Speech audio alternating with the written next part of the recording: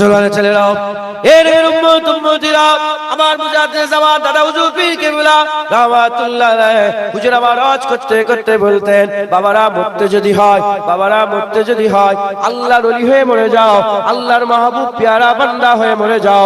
আল্লাহর ওলি হয়ে যদি মরতে না পারো, পেয়ারা বান্দা যদি হয়ে মরতে না পারো, যাও চলে যাও।